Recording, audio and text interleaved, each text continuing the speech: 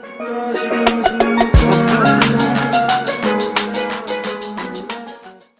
thanks for joining me. Firstly, you may have seen I have an intro now. Tell me what you think. Do you enjoy the intro? Is it a waste of 6 seconds? Let me know in the comments down below. Anyway, today I'm going to be solving this geometry problem here. I have a circle and a square, and the only bit of information I'm given is that this distance here between the edge of the square and the edge of the circle is 1. And we want to know what is the area of the square. If you want to have a go at this problem, pause the video now and give it a go for yourself, and I'm going to jump straight into a solution.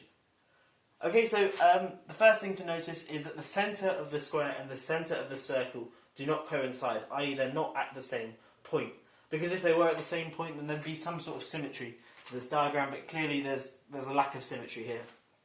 Okay, so first thing to notice is that the centre of the square, which I'll call S, is just slightly to the left of the centre of the circle. And that's because the circle sort of carries on for a bit after the square. Okay, so let's call the side length of the square of square. I'm going to call that 2 times capital R. And the reason I say 2 times capital R is because then I can work in terms of half of that, so in terms of capital R. Okay, we're going to say the radius of the circle is going to be little r. Okay, cool. So now what I want to do is build some relations between between capital R and little r, and then perhaps get some simultaneous equations going, and then I can solve for big R, and then that will give me the area of the square. Or from that I can work out the area of the square. Okay, so what things can we deduce? Okay, so if we just put some labels on our diagram, that distance there is capital R. That distance there is going to be R. Okay, so we can automatically work out what that distance SC is in terms of big R and little r. It's simply little r minus big R. Okay, cool. What else can we deduce?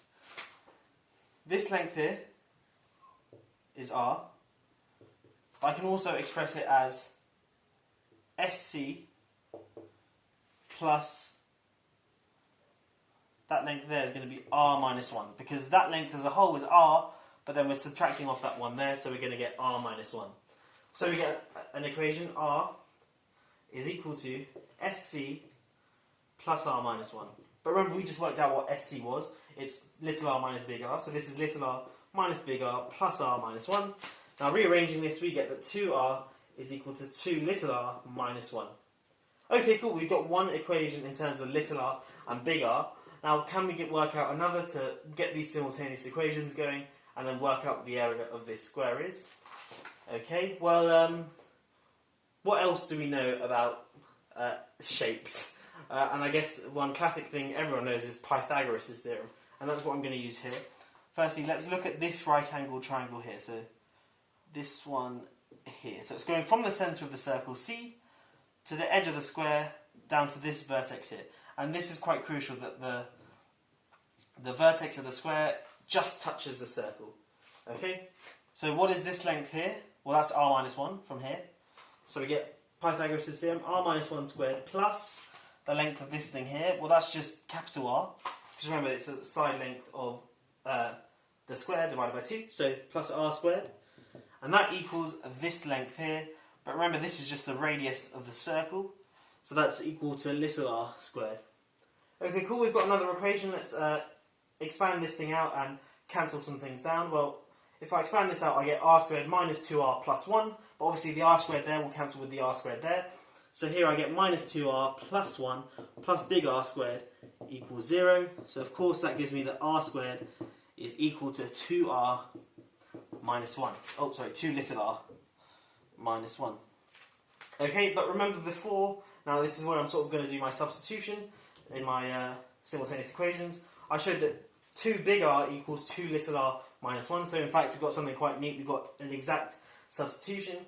So I can say that r squared is equal to 2 times capital R.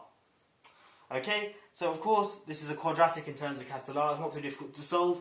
We have that then that R equals 0 or R equals 2.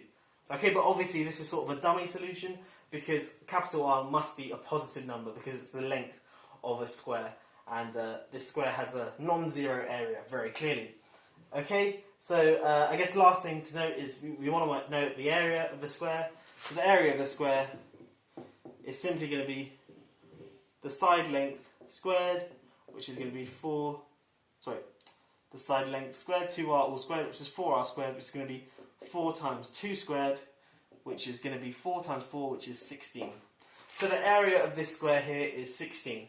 And I think this is quite cool how we literally just started with this piece of information, just knowing that the distance from the edge of the square to the circle was 1, and from that we can deduce that the area of the square is 16. Now of course the fact that this was 1 was arbitrary. We could have had this equal some general constant alpha, and then worked out the area of the square in terms of alpha. But I guess this just highlights that what seems to be not enough information is actually enough information to work out the area of the square. And of course we can also work out the area of the circle, because we know what capital R is, so we can work out what little r is using this, and the area of the circle is just pi times little r squared. Anyway, I hope you have enjoyed this video. If you are new here, please do consider subscribing. I make loads of fun maths videos. Like today, I just did a problem. I also do ones where I just explore cool areas of maths as well.